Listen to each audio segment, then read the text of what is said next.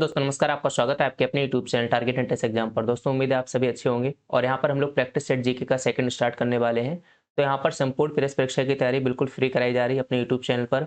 जो अपडेट्स आते हैं, जो हमेशा सही जानकारी होती है वो आपके साथ शेयर की जाती है। इसके बाद काउंसलिंग कैसे होगी, एडमिशन कैसे होगा, स्कॉलरशिप प्रक्रिया क्या रहती है, सब कुछ यहाँ पर हम आपको स्टेप बाय स्टेप बताएंगे। तो आप चैनल को सब्सक्राइब कर लेना ताकि कोई भी अपडेट आपसे ना छूटे, कोई भी जानकारी आपसे ना छूटे।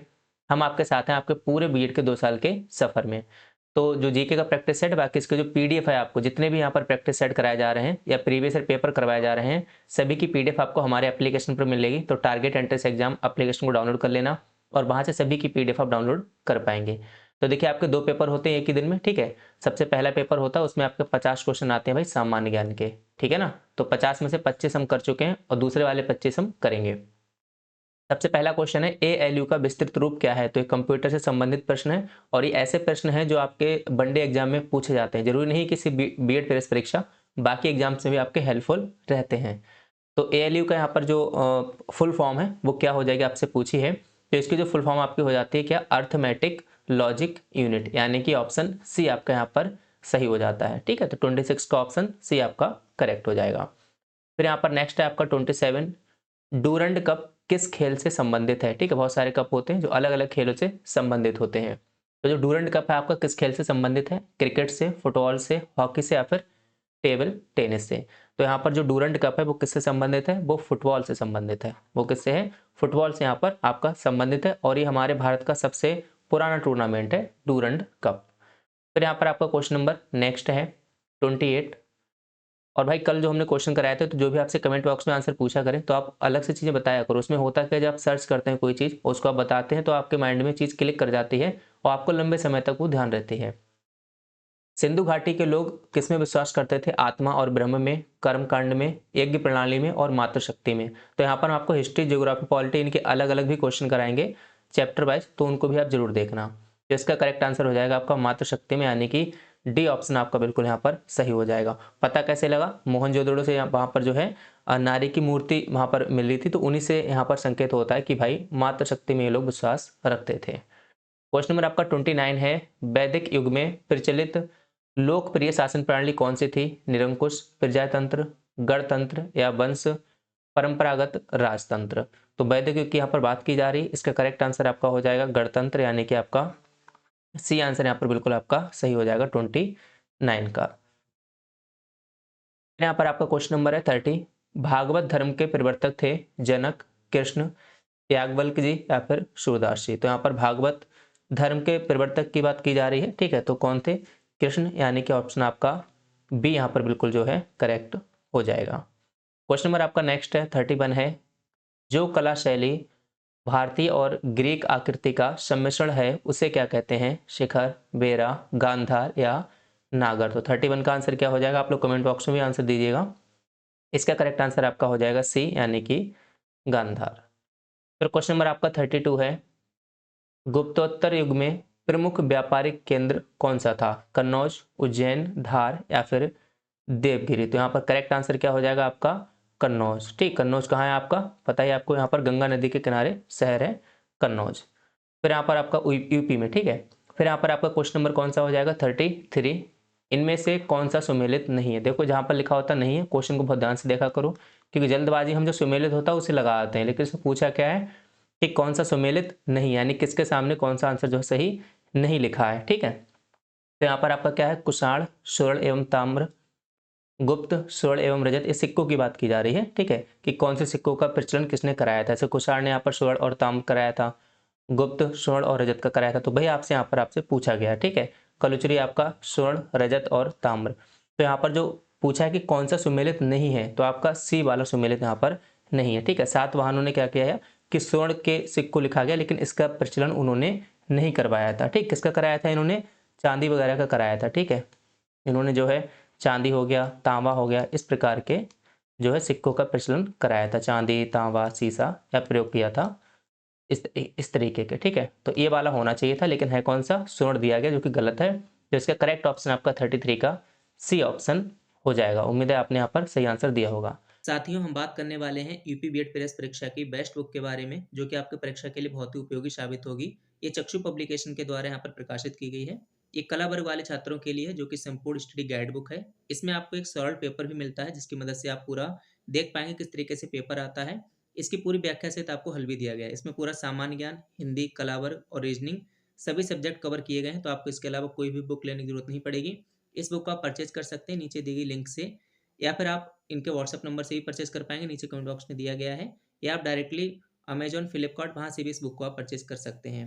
ये इसका पूरा फ्रंट पेज है, इसमें आप देख सकते हैं इसके अंदर ये पूरा प्रेस परीक्षा का जो पैटर्न है वो दिया गया है। विषय सूची दी गई है, सामान्य ज्ञान है, हिंदी है, इंग्लिश है, आपका रीजनिंग है, कला वर्ग है। तो इसमें थ्योरेटिकल भी दिया गया है और थ्योरी के बाद क्वेश्चन भी दिए गए हैं। ये देखो मॉडल पेपर दिया गया है और इस मॉडल पेपर का जो हल है पूरा यहाँ पर व्याख्या सहित हल बाद में दिया गया है, जिसकी मदद से आप अच्छे से समझ पाएँगे। ठीक है? और इसमें जो पूरा जो हम थ्योरी की बात कर रहे थे, इस तरीके से देखो यहाँ पर थ्योरी भी दी गई है। तो ये तो उनकी स्टडी गाइड बुक है, ये तो आपको लेनी ही लेनी है। और इसके साथ ही यहाँ पर जो इनका प्रैक्टिस सेट है, वो भी आप लीजिएगा, क्योंकि प्रैक्टिस आपको पता है बहुत ज़रूरी होती है। तो यहाँ पर प्रैक्टिस सेट और स्टडी गाइड बुक दोनों को ही आप लीजिएगा।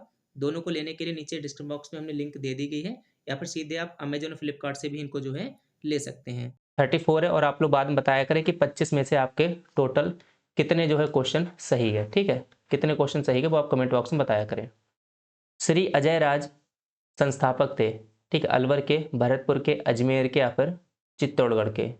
34 का आंसर क्या हो जाएगा? श्री अजय राज। तो यहाँ पर अजमेर यानी कि ऑप्शन सी बिल्कुल यहाँ पर सही हो जाएगा, ठीक है? इन्होंने ही जो अजमेर नगर की स्थापना की थी और उसे अपना राजधानी बनाया था। फिर यहाँ पर क्वेश्चन नंबर आपका 35 है। पृथ्वीराज रासो का रचनाकार था चंद्रभाई हरिहर, नागरचंद रत्रा। तो ये तो आपने बहुत पुराना क्वेश्चन है, ठीक है? कई बार पढ़ा होगा 11th-12th में भी। चंद्रभाई यानी कि ऑप्शन आपका ए बिल्कुल यहाँ पर सही हो जाएगा, ठीक है? चंद्रभाई यहाँ पर कौन था? चंद्रभाई पृथ्वीराज चौहान का जो है दरबारी कवि था। फिर यहाँ पर क्वेश्चन नंबर आपका 36 है। कश्मीर का शासक जो कश्मीर का अकबर नाम से जाना जाता है, वह है शमशुद्दीन शाह, सिकंदर, बुधशेखरन, हैदर शाह या फिर जैनुल आबदीन। 36 का आंसर यहाँ पर आपका क्या हो जाएगा? जैनुल आबदीन यानी कि डी आंसर बिल्कुल जो है करेक्ट हो जाएगा। इसे कश्मीर का अकबर कहा गया है। क्वेश्चन नंबर आपका 37 है। भारत के प्रथम स्वतंत्रता संग्राम का मुख्य तात्कालिक कारण क्या था? लॉर्ड डलहौजी की हड़प नीति, अंग्रेजों का धर्म में हस्तक्षेप का संदेह, सैनिक असंतोष या भारत का आर्थिक शोषण। 37 का यहाँ पर राइट ऑप्शन आपका हो जाएगा बी, यानी अंग्रेजों का धर्म में हस्तक्षेप का संदेह। फिर यहाँ पर क्वेश्चन नंबर आपका नेक्स्ट है 38 है। 1857 ईस्वी की क्रांति में अंग्रेजों व जोधपुर की संयुक्त सेना को पराजित करने वाला कौन था? तांत्या टोपे, टोंक का नवाब वजीर खां, महाराजा राम सिंह या फिर आऊबा के ठाकुर कुशल सिंह। तो करेक्ट आंसर यहाँ पर आपका हो जाएगा डी, आऊबा के ठाकुर कुशल सिंह, ठीक है?